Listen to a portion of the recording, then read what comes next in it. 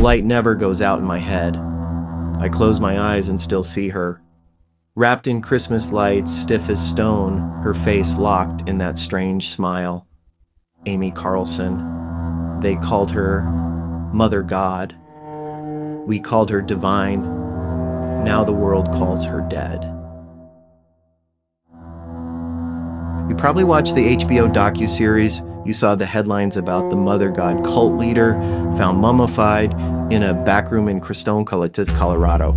They talked about spiritual madness, about colloidal silver and New Age brainwashing. But they weren't there when she died. I was.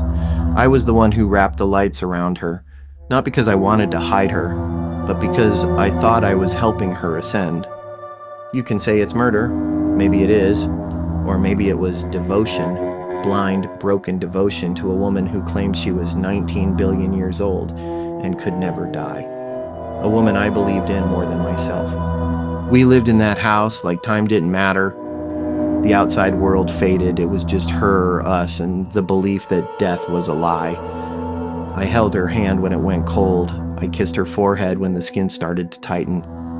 And I told myself this was what she wanted. Now I sit in a cell while cameras play her story on HBO. They got it half right, but they didn't hear what she whispered to me when her breath gave out.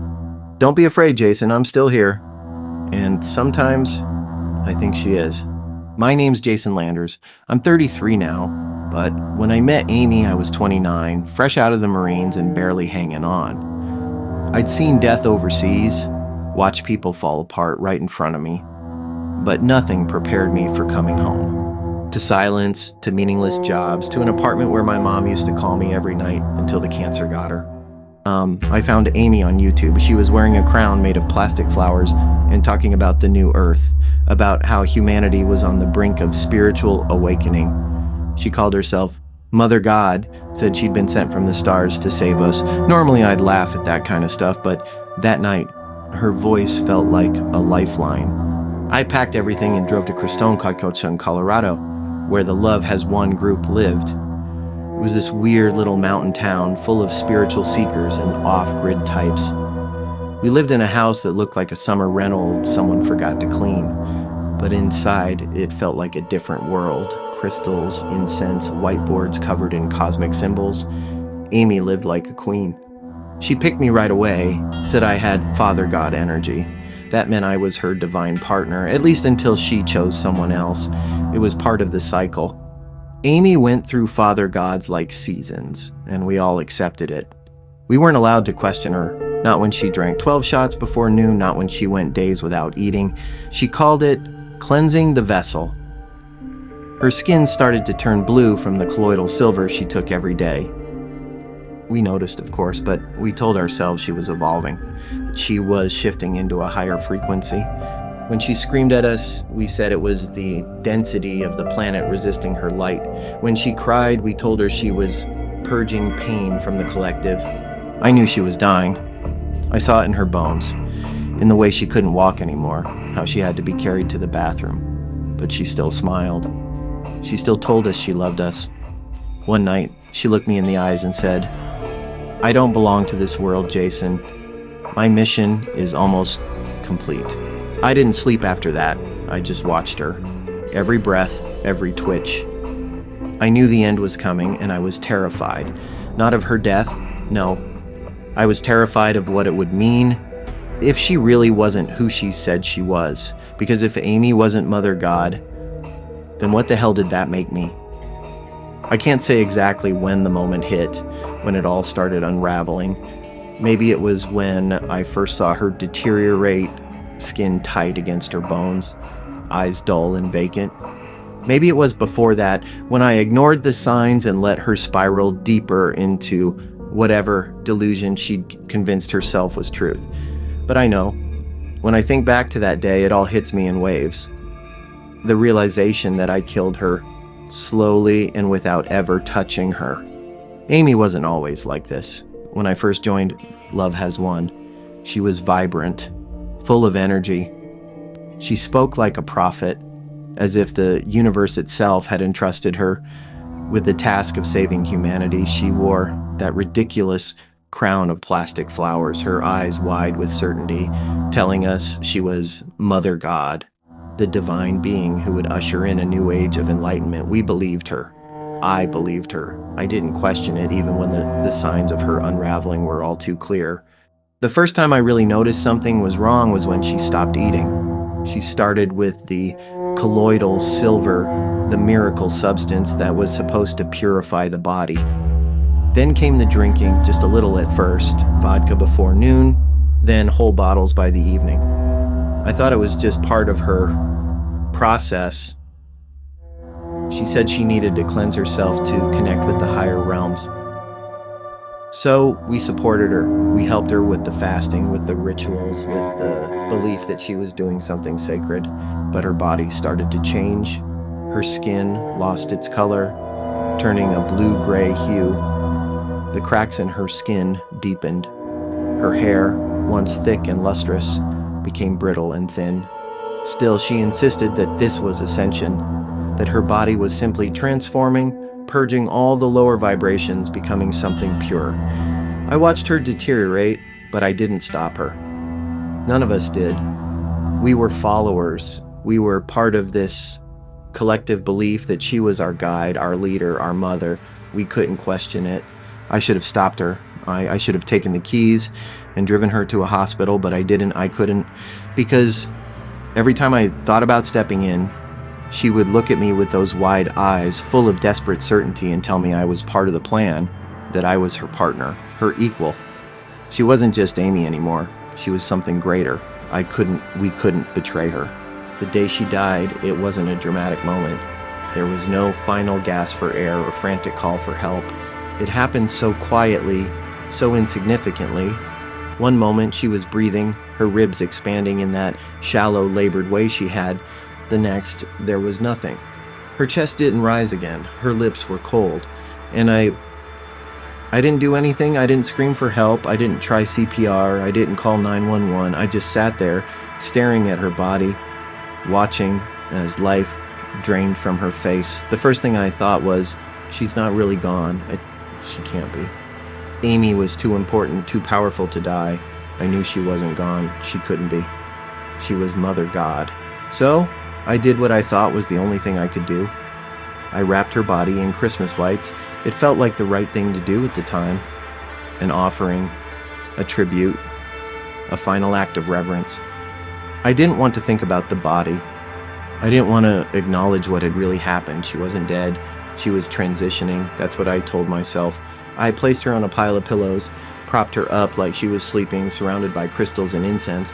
I put a crown on her head, the same plastic flowers she used to wear, and draped more lights around her. I told myself that I was honoring her, preserving her until she ascended. That's what we all said. That's what I wanted to believe.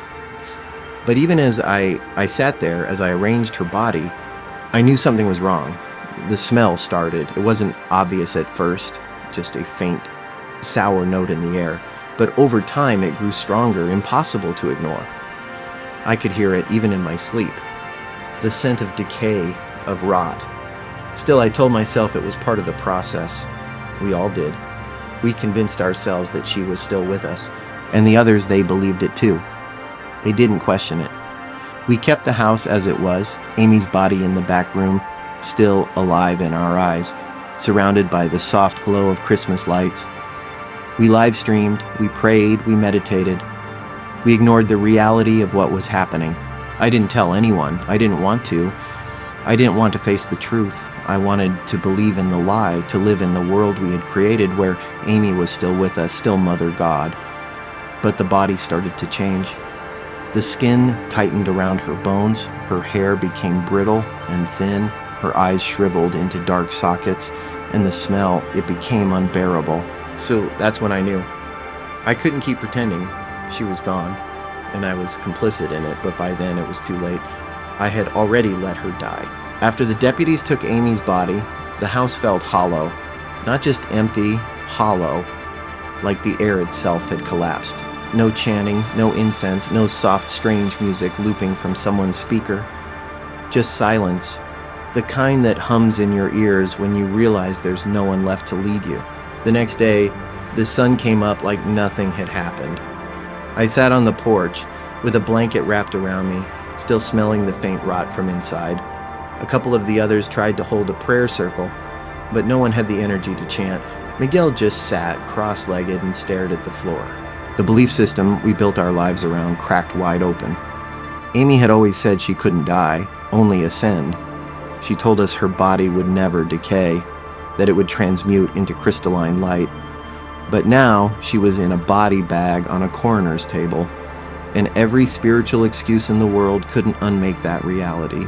Some of the followers fled Crestone within hours, packed up their lives, deleted social media, erased every trace of Love Has Won. I heard Reina went off-grid in Arizona. Lucas tried to start a splinter group, but disappeared within a month.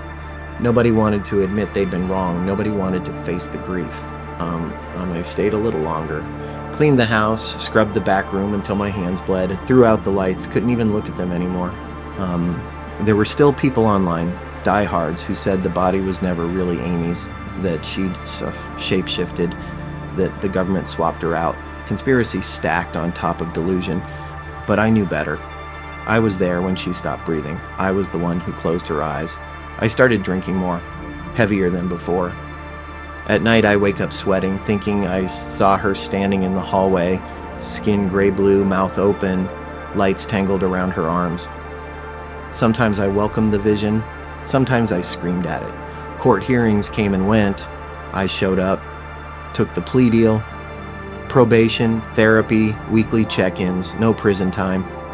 But freedom doesn't feel like freedom when everyone looks at you like a monster, when you know they're not wrong. My sister reached out again, said she was glad I got out, but I didn't correct her. I never really got out. Amy's still in my head, sometimes as the woman I believed in, sometimes as the corpse I left to rot. And in between those two, there's just me, standing in the ruins of something I helped build, trying to figure out if I was a victim or a coward, or something worse. When the sheriff's deputies walked through the door, I felt it in my stomach before they even said a word. The sound of boots on hardwood, the sudden silence from the others. I didn't move from the couch. I just sat there, staring at the doorway to the back room, where Amy's body still lay, stiff and glowing faintly under the dull flicker of the Christmas lights we never unplugged. They'd been tipped off. I found out later it was a former member who contacted authorities after watching one of our live streams. Said we looked off, too calm, too controlled. Said she recognized the back room and thought she saw something in the shadows. Crestone wasn't a place used to handling things like this. Small town Colorado, mostly spiritual folks, people keeping to themselves.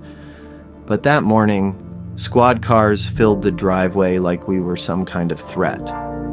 I heard one officer mutter into his radio, "Yeah, it smells like decomp." They took photos, videos, asked questions we weren't ready to answer. "Why didn't you report the death? Who wrapped the lights around her? How long has the body been here?" We didn't have answers they could understand. Miguel kept repeating, "She's not dead, she's in stasis." Reina cried and asked them not to touch the body. Me? I didn't say anything at first, just watched.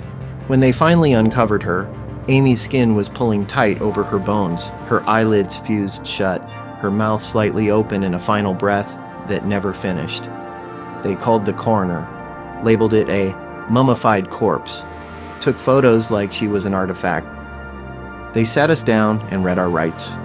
7 of us were arrested and charged with tampering with a corpse. The news ran wild with it. Mother God found dead in cult house, mummified and decorated in lights. The HBO Docuseries came soon after. They got access to old footage, live streams, documents. They showed the worst of us, the drunk rants, the silver bottles, the wild claims about ascending into the 5th dimension. The autopsy said Amy died from a combination of anorexia, alcohol abuse, and silver poisoning. No signs of foul play, no clear moment of murder, just a slow, painful decline while people like me stood around and called it sacred. During questioning, they kept asking the same thing. Why didn't anyone call for help? I told them the truth, because we didn't believe she needed it. We believed she was healing the planet, carrying humanity's pain in her body. We believed the sickness was part of the process. We believed she was ascending, not dying. They didn't press charges beyond the corpse tampering, not enough to go after us for anything bigger. But that didn't feel like freedom. We were watched, harassed online. My name made it to headlines. Jason Landers, former follower of Mother God, lived with corpse for weeks. People stared in grocery stores. Family members blocked my number, the others scattered, some still believed, some vanished. I moved back to Oregon, got court-ordered therapy, tried to get a job, failed a few times. Every time I try to explain what happened, I sound insane. But I know what I saw. I know what we did. We didn't stab her. We didn't suffocate her. We just let her die. And maybe that's worse. People think cults are full of weak minds, that only the desperate, the broken, fall for someone like Amy Carlson. Maybe they're right. Maybe I was broken, but so was she. She wasn't evil. She wasn't some mastermind. She was sick, physically, mentally, emotionally. And we built her up like she was a god because we needed to believe in something bigger than ourselves. In Cristone, Colorado, where time felt slow and the mountains made you feel small, she became the center of our world. The Love Has Won movement was supposed to be about healing, but we were hurting each other and calling it love. We watched Amy fade away, bone by bone, and said it was part of her journey. I told myself it was sacred, that the blue skin from the colloidal silver, the swelling, the decay, meant she was shifting into light. But there's nothing holy about neglect, nothing divine about death wrapped in Christmas lights. Sometimes I wonder if I had picked up the phone, if I had called for help sooner, could she have made it? Could she have seen how human she still was? I doubt I'll ever get that answer. All I have is the silence she left behind. The cameras have moved on. The world has labeled her cult leader and forgotten her.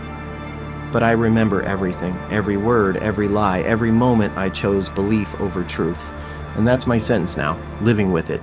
Every crime leaves a trail, but not every trail leads to the truth. What's your theory? Drop it in the comments. I want to hear how you see it. If this case got you thinking, hit that like button and don't forget to subscribe. Real crime, murder, and mystery drops a new case every single day. You won't want to miss what's coming tomorrow.